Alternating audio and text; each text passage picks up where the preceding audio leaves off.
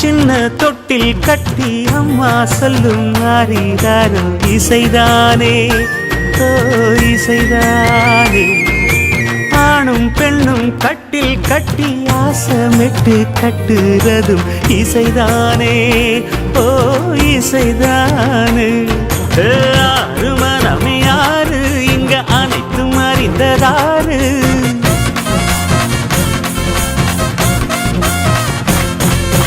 அறிவை திறந்து பாரு அதில் இல்லாதத சேரு.